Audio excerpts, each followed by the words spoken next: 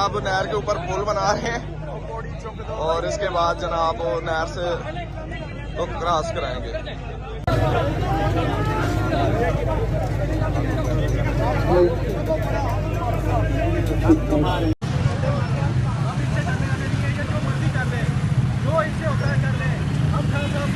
ना इंसाफी है, ना इंसाफी है। जो इनका तय कर लें, ये ना इंसाफी ना मंजूर।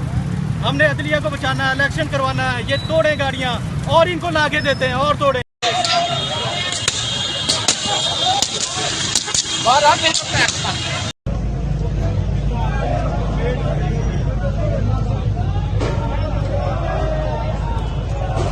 यहाँ पर पहुँचे हैं और दफ़ा 144 का निफाज कर दिया गया लाहौर में। रास्ता दे शेख साहब, पुलिस की जानिब से रास्ता दे। कंटेनर लगा दिए पुलिस दाइस के सामने पाए।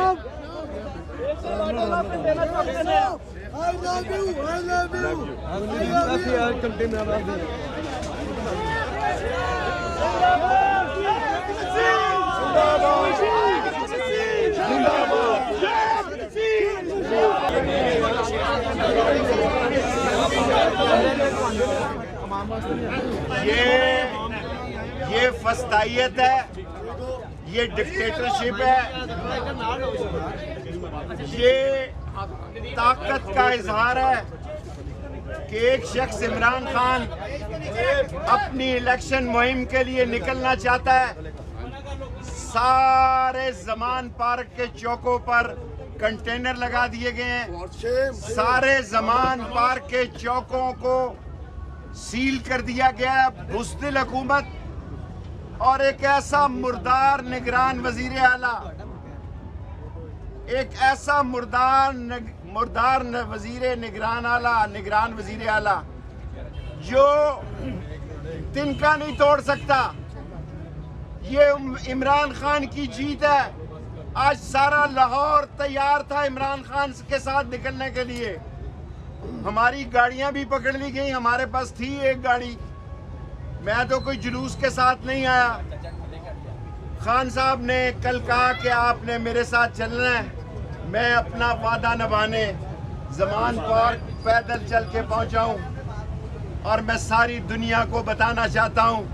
ये हथकंडे बताते हैं कि इनकी इलेक्शन की नीयत नहीं है।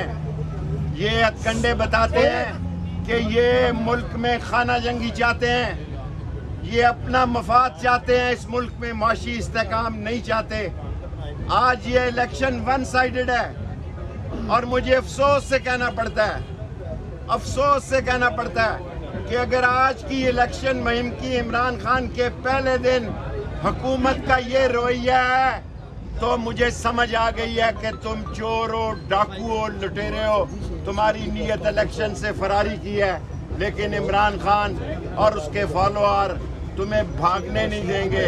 हर कीमत पर इलेक्शन कराएंगे। इसी में मुल्क की बका है।